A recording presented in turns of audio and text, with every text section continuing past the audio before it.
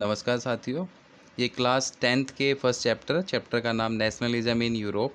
तो उस चैप्टर की 15th वीडियो है और साथ साथ ये कहूँ कि ये लास्ट वीडियो है। इसके बाद वो चैप्टर कंप्लीट हो जाएगा।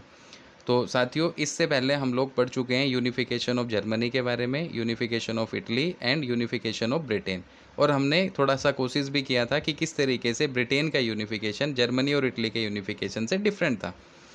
आज हम लोग एक नए टॉपिक की चर्चा करने वाले हैं और उस टॉपिक का नाम है विजुअलाइजिंग द नेशन। ठीक है, यानी राष्ट्र की दृश्य कल्पना, कि भाई राष्ट्र को किस तरीके से उस समय में, उस दौर में दिखाया गया था या रिप्रेजेंट किया गया था। स्टार्ट करते हैं। Artist in 18th and 19th century portrait the nation as a female figure. 18वीं और 19वीं सदी में जो आर्टिस्ट थे, यानी जो कलाकार थे, उन्होंने क्या किया, उन्होंने राष्ट्र का मानवीकरण कर दिया। ठीक है, और मानवीकरण किस रूप में किया, तो उन्होंने जो राष्ट्र थे, उन राष्ट्रों को नारी के भेष में प्रस्तुत करना शुरू कर दिया था। The female form that was chosen to personify the nation did not stand for any particular women in real life। अच्छा, जिस महिला के चित्र का इस्तेमाल किया गया कलाकारों के द्वारा किसी भी राष्ट्र को एक नारी का रूप के तौर पे प्रस्तुत करने में, तो वो महिला सही मायने में असल जीवन में कोई खास महिला होती नहीं थी। ठीक है, तो तो इसका मतलब क्या था, क्या मैसेज था? उसी को देखते हैं। Rather it sought to give the abstract idea of the nation a concrete form that is the female figure become an allegory of the nation. तो कलाकारों ने क्या किया, राष्ट्रों को महिलाओं के रूप में या नारी के भेष में प्रस्तुत करना शुरू कर दिया। और वो जो चित्र कलाकारों के द्वारा बनाए गए अलग अलग राष्ट्रों के, सही मायने में वो महिलाएं असल जीवन में हुआ ही नहीं करती थी। तो वो क्यों कर रहे थे ऐसा? वो इसलिए ऐसा कर रहे थे कि जो राष्ट्र का एब्स्ट्रैक्ट आइडिया है, यानी जो अमूर्त विचार था राष्ट्र का, उसको ठोस रूप प्रदान करने की कोशिश का एक प्रयास हमारे सामने नज़र आता है। और जो फीमेल थी, जिस फीमेल फिगर का इस्तेमाल किया गया, यही फीमेल फिगर बाद में उस राष्ट्र का, उस नेशन का एलिगोरी बन गई। एलिगोरी का मतलब होता है साथियों रूपक। तो 18th और 19th सेंचुरी में क्या किया गया, पहली चीज़ कि जो नेशंस थे, उन नेशंस को पोर्ट्रेट कर दिया गया एज अ फीमेल फिगर, महिला के रूप में दर्शाना शुरू कर दिया गया। दूसरी चीज़, वो महिला असल जीवन में एग्जिस्ट नहीं करती थी, बल्कि जो आर्टिस्ट थे, उन्होंने नेशन के एब्स्ट्रैक्ट आइडियाज़ को एक कंक्रीट आइडिया में कन्वर्ट करने की कोशिश की। यानी जो अमूर्त विचार थे, अमूर्त यानी जिसका कोई आकार नहीं होता, तो उन विचारों को, ऐसे विचार जिनका कोई आकार नहीं होता, उन विचारों को एक ठोस रूप प्रदान करने के लिए आर्टिस्ट ने 18th और 19th सेंचुरी में ऐसा किया और तमाम अलग अलग राष्ट्रों को फीमेल फिगर के तौर पे रिप्रेजेंट करना शुरू कर दिया। और जितने ये फीमेल फिगर्स थे, ये क्या बने बाद में? These female figures were represented a nation and these figures were known as the allegory of that particular nation। ये एक बहुत बड़ा बदलाव हमारे सामने हमें जो है इस दौर में देखने को मिलता है। अब फ्रेंच रेवोल्यूशन की बात करते हैं साथियों। 14 जुलाई 1789 क्लास 9th में फर्स्ट चैप्टर में हम लोगों ने पढ़ा था फ्रेंच रेवोल्यूशन के बारे में। साथ साथ हम लोग इस चैप्टर में भी, जब हमने इस चैप्टर की शुरुआत की थी, तो हमने एक सवाल उठाया था जो बड़ा इंपॉर्टेंट सवाल था कि नेशनलिज्म के आइडियाज़ किस तरीके से एग्जिस्टेंस में आए। तो उस सवाल के जवाब में हमने फ्रेंच रेवोल्यूशन की तमाम विशेषताओं को पढ़ा, जिन्होंने हमारे सामने एक कंक्लूजन फॉर्म में जवाब दिया कि yes, the factors that were directly connected to French Revolution were also responsible for spreading the ideas of nation during the 18th and 19th century। तो फ्रेंच रेवोल्यूशन के दौरान क्या होता है? During the French revolution artist use the female allegory to portrait ideas such as liberty, justice and the republic. तो इसी तरीके का काम फ्रेंच रेवोल्यूशन के समय भी हुआ था। ठीक है, फ्रांसीसी क्रांति के दौरान कलाकारों ने क्या किया? तो फ्रांसीसी क्रांति के दौरान कलाकारों ने स्वतंत्रता, न्याय और गणतंत्र जैसे विचारों को व्यक्त करने के लिए नारी रूपक का प्रयोग किया था। यानी लिबर्टी, जस्टिस एंड रिपब्लिक जैसे आइडियाज़ को रिप्रेजेंट किया आर्टिस्ट ने with the help of female figure और with the help of allegory. ठीक है, अब आगे देखते हैं। The attributes of liberty are the red cap, or the broken chain. While justice is generally a blindfolded women carrying a pair of weighing scale. तो उसी दौर में बताया गया कि फ्रेंच रेवोल्यूशन में जो आर्टिस्ट हैं उन्होंने क्या किया, उन्होंने लिबर्टी को, जस्टिस को और रिपब्लिक जैसे आइडियाज़ को कैसे रिप्रेजेंट किया, तो उन्होंने रिप्रेजेंट किया फीमेल एलिगोरी के तौर पे, ठीक। साथ साथ अब उसका मीनिंग पे बताया गया कि कैसे, तो ये बताया गया कि इसके लिए कुछ वस्तुओं को या कुछ प्रतीकों का, कुछ सिंबल्स का यूज़ किया गया था। जैसे कि अगर हम लिबर्टी की बात करें तो लिबर्टी को रिप्रेजेंट किया गया था रेड कैप से या ब्रोकन चेन से, ठीक है। रेड कैप यानी लाल टोपी और टूटी हुई जंजीर, ये प्रतीक था लिबर्टी का, स्वतंत्रता का प्रतीक था। और जस्टिस की बात करें तो जस्टिस को रिप्रेजेंट किया गया था एक ऐसी महिला के रूप में जिसके एक हाथ में तराजू है और उसके आंखों के ऊपर पट्टी बंधी हुई है। So these were the efforts that were done or carried by the artist during the French Revolution to portray a nation। तो किसी भी राष्ट्र को अभिव्यक्त करने के ये वो तरीके थे जिनका इस्तेमाल फ्रेंच रेवोल्यूशन के दौरान आर्टिस्ट्स ने किया था। तो इसलिए ये कोई एक नई बात नहीं थी कि नेशंस को फीमेल एलिगोरी के रूप में रिप्रेजेंट किया जा रहा था। अब हम बात करते हैं जर्मनी और फ्रांस की, कि भाई जर्मनी और फ्रांस को किस तरीके से या कौन से फीमेल एलिगोरी के रूप में रिप्रेजेंट किया गया था। सो मरियाने, ठीक है, MARIANNE, Marianne. So Marianne become the allegory of France. तो मरियाने जो था वो फ्रांस का एलिगोरी बना, ठीक है। अब मरियाने है क्या, ये भी मैं आपको दिखाता हूँ। Statues of Marianne were erected in the public squares to remind the public of nation symbol of unity. Marianne images were marked on the coins. coins के ऊपर भी मरियाने की इमेज दिखाई गई, साथ साथ स्टैम्प्स के ऊपर भी मरियाने की जो इमेज थी वो दिखाई गई। तो अभी हम देख लेते हैं कि मरियाने है क्या। तो साथियों ये वाला जो पिक्चर है ये मरियाने का है, ठीक है। ये एक डाक टिकट के ऊपर फ़ोटो लगाई गई है, तो इसे जो है मरियाने कहा गया, ठीक।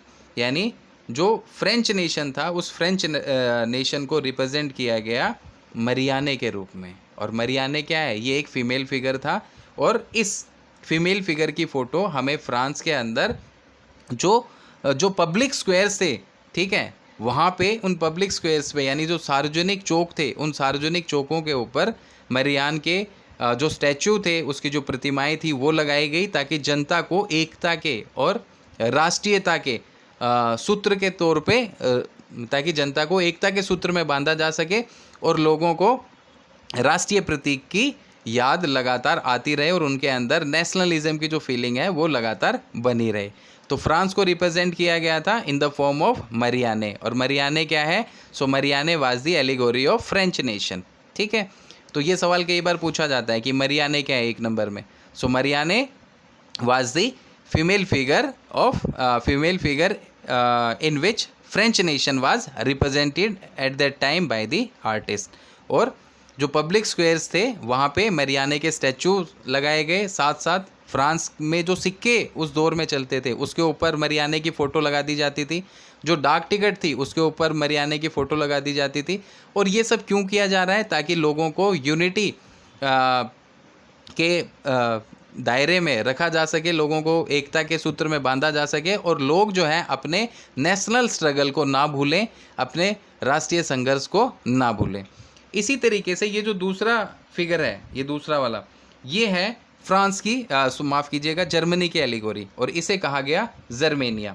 अब साथियों अगर हम देखें तो एक हाथ में तलवार है, सोर्ड है, साथ में एक मुकुट पहना हुआ है जो पत्तों का सा मुकुट दिखाई दे रहा है।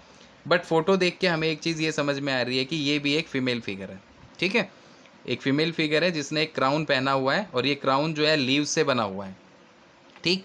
तो इस चीज़ को भी देख लेते हैं। तो ये किस चीज़ का विजुअल रिप्रेजेंटेशन है, ये वाला जो है ये जर्मन नेशन का विजुअल रिप्रेजेंटेशन है, यानी जर्मन नेशन को इस फीमेल फिगर के रूप में रिप्रेजेंट किया गया। और ये वाला जो है ये फ्रेंच नेशन का विजुअल रिप्रेजेंटेशन है, यानी फ्रेंच नेशन को इस फीमेल फिगर या इस फीमेल एलिगोरी के रूप में रिप्रेजेंट किया गया था। चलते हैं वापस, थोड़ा सा रहता है उसको देखते हैं। तो मरियाने का मैंने आप लोगों के सामने क्लियर कर दिया था। क्या क्लियर किया था कि भाई एक तो ये एलिगोरी है फ्रांस का, दूसरी चीज़ यानी फ्रांस का रूपक है, दूसरी चीज़ इसकी जो प्रतिमाएं हैं वो पब्लिक स्क्वेयर्स में इरेक्ट की गई थी ताकि लोग जो हैं अपने यूनिटी को ना भूलें, साथ साथ अपने नेशनल सिंबल्स को भी ना भूलें। और मरियाने की जो इमेजेस थी उनको कॉइन्स के ऊपर और स्टैम्प्स के ऊपर भी छापा जाता था। अब बात करते हैं जर्मेनिया की। जर्मेनिया क्या है? तो साथियों सिंपल सी बात है, Germania was the allegory of German nation, यानी जर्मन नेशन को जर्मेनिया के रूप में अभिव्यक्त किया गया था या प्रस्तुत किया गया था। ठीक है, so Germania become the allegory of the German nation. In visual representation Germania wears a crown of oak leaves. तो मैंने आपको फोटो में दिखाया था कि ये जो फीमेल फिगर है इसने अपने सिर पे एक क्राउन, एक ताज पहना हुआ है। ठीक है, और ये जो ताज है ये किस चीज़ से बना हुआ है? तो भाई ये पत्तों का बना हुआ है। और कौन से वृक्ष के पत्ते हैं? तो जो ओक ट्री था उस ओक ट्री के लीव्स से ये क्राउन बना हुआ था। और ओक ट्री का मतलब क्या था? तो इस ओक ट्री का मतलब था, ये ओक जो जर्मन ओक था ये हीरोइज्म को रिप्रेजेंट करता था, यानी ये वीरता का प्रतीक था। इसलिए इस ओक ट्री के लीव्स से क्राउन बनाया गया और उस क्राउन को जो है इस फीमेल फिगर के सिर पे रखा गया। सो साथियों these two were the allegory of France and German nation. तो यही इससे एक नंबर के यही दो सवाल बनते हैं। एक तो ये कि जर्मेनिया को डिस्क्राइब करें, so Germania was the allegory of Germany. दूसरा कई बार ये भी पूछ लेता है कि जो जर्मेनिया है उसने एक क्राउन पहना है, वो क्राउन किस ट्री के लीव से बना है? सो वो जर्मन ओक के लीव से बना हुआ है। एक सवाल ये भी बन जाता है कि जर्मन ओक का ही इस्तेमाल क्यों किया गया, जर्मन ओक के लीव्स का इस्तेमाल क्यों किया गया क्राउन बनाने के लिए?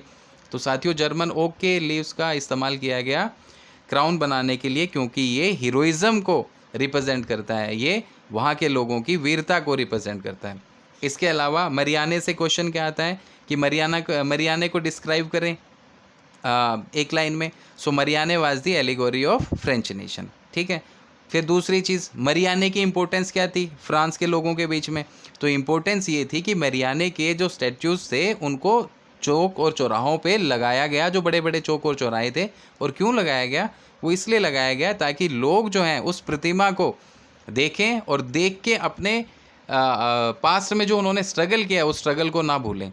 और वो प्रतीक जो है वो उनके अंदर नेशनलिज्म की जो आइडियोलॉजी है, जो आइडियाज़ हैं उनको लगातार स्प्रेड करता रहे और लोग जो हैं वो एकता के सूत्र में बंधे रहें। तो साथियों विजुअलाइजिंग द नेशन में ये 3-4 बातें ही इंपॉर्टेंट थी जिनको मैंने आपके सामने रखा था। इसके बाद हम एक लास्ट अहम बिंदु की बात करते हैं और वो है नेशनलिज्म एंड इम्पीरियलिज्म। ठीक है, राष्ट्रवाद और साम्राज्यवाद। तो साथियों राष्ट्रवाद के बारे में तो हम बहुत कुछ पढ़ चुके हैं, नेशनलिज्म के बारे में हमने पढ़ा था। ठीक है, हम देखते हैं इस नेशनलिज्म के चलते क्या क्या हुआ। तो इसका इम्पैक्ट एक तो हमने पढ़ा कि कौन से ऐसे कोजेस थे जिनके चलते यूरोप के अंदर नेशनलिज्म फैला। उसके बाद उसका इम्पैक्ट हमने क्या देखा? तो इम्पैक्ट देखा कि भाई जर्मनी जो है वो यूनाइट हो गया, इटली यूनाइट हो गया, ब्रिटेन यूनाइट हो गया। ठीक है, तो यूनिफिकेशन का दौर चला। साथ साथ बहुत सारे जो डिफरेंट नेशन थे, जैसे ग्रीस की वॉर करें, ग्रीस की बात करें तो ग्रीस ने भी अपना वॉर ऑफ इंडिपेंडेंस जीत लिया। ठीक, ब्रसेल्स की बात करें तो वो भी यूनाइटेड किंगडम ऑफ नीदरलैंड से अलग हो गया। तो ये इम्पैक्ट था नेशनलिज्म का कि लोगों ने अपनी आइडेंटिटी को पहचाना। ठीक है, अपने ज़मीन जिसके ऊपर वो रह रहे हैं उसके प्रति अपने प्रेम, अपने समर्पण को, अपने संघर्ष को लोगों ने अभिव्यक्त किया। और उसका रिजल्ट क्या निकला कि वो लोग जो है वो एक इंडिपेंडेंट नेशन के तौर पे अस्तित्व में आए। बट व्हाट अबाउट इम्पीरियलिज्म, साम्राज्यवाद क्या था?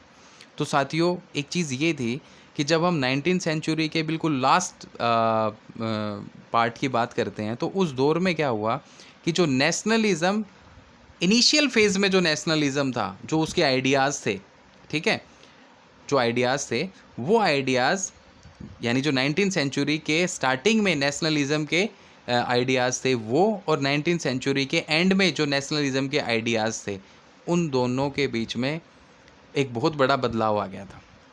बदलाव कैसे? कि इनिशियल फेज़ में जो नेशनलिज्म था वो एक ब्रॉड आइडियोलॉजी हुआ करती थी, यानी एक बड़ा विस्तृत विचारधारा थी। ठीक है, जिसमें हर किसी के लिए एक स्थान था। But in the end of 19वीं सेंचुरी क्या हुआ कि जो नेशनलिज्म था, नेशनलिस्ट सेंटिमेंट्स जो थे, ये धीरे धीरे करके एक संकुचित दायरा अख्तियार कर लेते हैं, ठीक है, और इसके सीमित लक्ष्य हो जाते हैं, लिमिटेड एम्स और ऑब्जेक्टिव जो है वो नेशनलिज्म के हो जाते हैं 19th सेंचुरी के एंड में आके, ठीक। तो नेशनलिज्म की आइडियोलॉजी में ये एक बड़ा चेंज आया। इस चेंज के चलते इम्पीरियलिज्म की आइडियोलॉजी जो है वो ज़्यादा हावी होना शुरू हुई। अब इम्पीरियलिज्म का मतलब क्या है कि ऐसे नेशन जो पावरफुल थे और जिनको रिसोर्सेज की ज़रूरत थी, ठीक है, ताकि वो अपनी इकोनॉमी को और ज़्यादा बढ़ा सकें, तो वो रिसोर्सेज उनके देश में अवेलेबल नहीं थे, जिसके चलते उन्होंने क्या किया, अपनी मिलिट्री स्ट्रेंथ का इस्तेमाल किया ऐसे नेशंस को, ऐसे दूसरे नेशंस के ऊपर कब्जा करने के लिए, जिनमें वो सारे के सारे रॉ मटेरियल जो उस देश की इकोनॉमी को और ज़्यादा बढ़ा सकते थे अवेलेबल थे। तो ऐसे देश जिनके अंदर, ऐसे देश जिनका आर्थिक फ़ायदा उठाया जा सकता था, जिनका आर्थिक दोहन किया जा सकता था, उन सारे नेशंस के ऊपर पावरफुल कंट्रीज़ ने मिलिट्री अटैक किए, उनके ऊपर कंट्रोल किया, अपना वहाँ पे एडमिनिस्ट्रेटिव सिस्टम इस्टेब्लिश किया, और उसके बाद में ऐसी ऐसी पॉलिसीज़ बनाई जिसके चलते उस नेशन के जिसके ऊपर कब्जा किया गया है, उसके इकोनॉमिक रिसोर्सेज को अपने निजी हित के लिए, अपने निजी फ़ायदे के लिए यूज़ करना शुरू कर दिया। तो ये जो विचारधारा थी कि दूसरे देशों के ऊपर कब्जा किया जाए, उनको अपना गुलाम बनाया जाए और उनके रिसोर्सेज का फ़ायदा उठाया जाए अपनी पेरेंट कंट्री को और ज़्यादा डेवलप करने के लिए, तो इस प्रकार की जो आइडियोलॉजी थी साथियों, उसे इम्पीरियलिज़म या फिर साम्राज्यवाद कहा जाता था। तो इस इम्पीरियलिज़म के चलते वर्ल्ड को एक भयानक वर्ल्ड वॉर को पूरे दुनिया को एक भयानक वर्ल्ड वॉर से जूझना पड़ा। तो हम लोग देखते हैं कि ऐसे कौन से कारण थे जिनके चलते फर्स्ट वर्ल्ड वॉर हुआ था। तो उन्हीं सवालों के जवाब हम लोग ढूंढेंगे। अब स्टार्ट करते हैं इसको। By the last quarter of 19th century, nationalism no longer retained its idealistic liberal democratic sentiments of first half of the century। कि 19th सेंचुरी के एंड में नेशनलिज्म के जो आइडियाज़ थे, जो आइडियोलॉजी थी, वो नैरो होना शुरू हो गई, जबकि first half of 19th century में जो नेशनलिज्म की आइडियोलॉजी थी उसमें लिबरलिज्म के लिए भी जगह थी और उसमें डेमोक्रेसी के लिए भी जगह थी। यानी वो आइडियाज़ डेमोक्रेटिक इन नेचर भी थे और वो आइडियाज़ लिबरलिस्ट इन नेचर थे। यानी उनमें उदारवाद की भावना भी थी और जनतांत्रिक की भावना भी थी। लेकिन 19th सेंचुरी के एंड तक आते आते ये आदर्श उदारवाद और जनतांत्रिकवाद ये धीरे धीरे नेशनलिज्म की आइडियोलॉजी से गायब होना शुरू हो जाते हैं। During this period nationalist group became increasingly intolerant of each other and ever ready to go to war. तो हुआ क्या कि इसके चलते क्या हुआ कि जो नेशनलिस्ट ग्रुप थे वो एक दूसरे के प्रति इंटॉलरेंट होते गए, और ये ग्रुप जो थे, ये जो नेशनलिस्ट ग्रुप थे, ये हमेशा एक दूसरे के खिलाफ लड़ने के लिए तैयार रहते थे। और इसी सिचुएशन का फ़ायदा उठाया कुछ यूरोपियन पावर्स ने। किस लिए? अपने इम्पीरियलिस्टिक एम्स को अचीव करने के लिए कुछ यूरोपियन पावर्स ने नेशनलिस्ट ग्रुप्स की इस सिचुएशन का फ़ायदा उठाया कि भी जो नेशनलिस्ट ग्रुप हैं वो एक दूसरे के प्रति जो है इंटॉलरेंट हैं, हमेशा लड़ने के लिए तैयार रहते हैं। तो हमने कहानी सुनी है कि दो बिल्लियों के बीच में जब लड़ाई होती है तो फ़ायदा बंदर मामा ही उठाते हैं। सो यहाँ पे जो यूरोपियन पावर्स हैं वो बंदर मामा का रोल निभाती हैं, और जो दो बिल्लियाँ हैं उनके हाथ में जो रोटी थी उस रोटी को छीन ले जाती हैं। और फ़ायदा किस हद तक उठाया कि इन यूरोपियन पावर्स ने अपने इम्पीरियलिस्टिक एम्स को अचीव करने के लिए दूसरे लोगों को अपने अधीन बनाना शुरू कर दिया। ठीक है, तो the major European powers manipulated the nationalist aspirations of the subject people in Europe to further achieve their own imperialistic aims. तो इस चीज़ को मैं डिस्कस कर चुका हूँ। अब इसकी शुरुआत कहाँ से होती है? तो इसकी शुरुआत होती है 1871 के बाद से। ठीक है, एक एरिया था बाल्कन। तो बाल्कन का जो इलाका था, उस बाल्कन के इलाके के अंदर टेंशन बनना शुरू हो जाती है, और वो टेंशन 1871 के बाद में बनती है। और इस टेंशन के चलते यूरोप के अंदर जो राष्ट्रवादी तनाव था वो अपने चरम उत्कर्ष पे था। ठीक। See the most serious source of nationalist tension in Europe after 1871 was the area called the Balkans. So जो बाल्कन का क्षेत्र था, वो बाल्कन का क्षेत्र गंभीर राष्ट्रवादी तनाव का स्रोत बना 1871 के बाद यूरोप के अंदर। अब थोड़ा सा बाल्कन को देख लेते हैं। The Balkan was a region of geographical and ethnic variation comprising modern day Romania, Bulgaria, Albania, Greece, Macedonia, Croatia, Bosnia Herzegovina, Slovenia, Serbia, Montenegro, whose inhabitants were broadly known as Slav. ठीक है। तो 1871 के बाद में क्या हुआ कि Balkan जो था वो नेशनलिस्ट टेंशन का एक सोर्स बन जाता है। और क्यों बन जाता है? तो वो इसलिए बन जाता है साथियों कि जो बाल्कन का इलाका था, उस बाल्कन के इलाके में ज्योग्राफिकल वेरिएशन थी, यानी भौगोलिक भिन्नताएं थी, साथ साथ उसमें एथनिक वेरिएशन थी, यानी जातीय विभिन्नताएं थी। यानी इस इलाके में जो रहने वाले लोग थे वो डिफरेंट बैकग्राउंड के लोग थे। ठीक है। और डिफरेंट बैकग्राउंड के लोग होने के चलते यही लोग बाद में अपनी आइडेंटिटी को प्रूव करने के लिए या हासिल करने के लिए एक दूसरे के खिलाफ लड़ना शुरू कर देते हैं। तो यहाँ से एक सवाल आता है कि यूरोप के अंदर नेशनलिस्ट टेंशन का मोस्ट सीरियस सोर्स कौन सा था? तो उसका जवाब क्या होगा? उसका जवाब होगा बाल्कन एरिया। ठीक। दूसरा, यूरोप के अंदर नेशनलिस्ट टेंशन कब बनना शुरू हुई? तो उसका जवाब होगा 1871 के बाद में। फिर एक तीसरा सवाल बनता है कि जो बाल्कन का एरिया था, उस बाल्कन के एरिया में, उस बाल्कन में कौन कौन से इलाके शामिल थे? तो उसमें शामिल थे वर्तमान समय के, आधुनिक समय के रोमानिया, बुल्गारिया, अल्बेनिया, यूनान यानी Greece, Macedonia, Croatia, Bosnia Herzegovina, Slovenia, Serbia और मोंटेनिग्रो। ठीक है।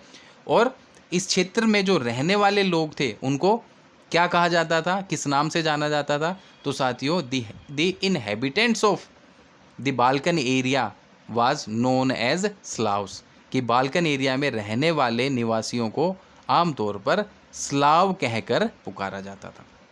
ठीक है। तो ये बाल्कन एरिया के बारे में कुछ बातें हैं। इनिशियल फेज में, मतलब इस दौर में अगर हम लोग देखें तो जो बाल्कन था, उस बाल्कन का एक बहुत बड़ा हिस्सा ओटोमन एम्पायर के कब्जे में था। So a large part of the Balkan was under the control of the Ottoman empire. ठीक है। बाल्कन क्षेत्र का एक बहुत बड़ा हिस्सा ओटोमन साम्राज्य के नियंत्रण में था। ठीक है। The spread of ideas of romantic nationalism in the Balkans together with in the disintegration of the Ottoman empire made this region very explosive in nature. कि एक तो जो रोमांटिसिज्म की आइडियोलॉजी थी वो बाल्कन के क्षेत्र में फैलना शुरू हो जाती है, और इसी के साथ साथ ओटोमन साम्राज्य, ओटोमन एम्पायर भी कमज़ोर होना शुरू हो जाता है, डिसइंटीग्रेशन होना शुरू हो जाता है, उसका विघटन होना शुरू हो जाता है।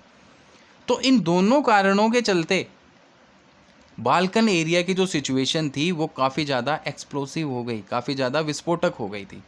ठीक। अब इस सिचुएशन को संभालने के लिए ओटोमन एम्पायर ने भरसक प्रयास किए।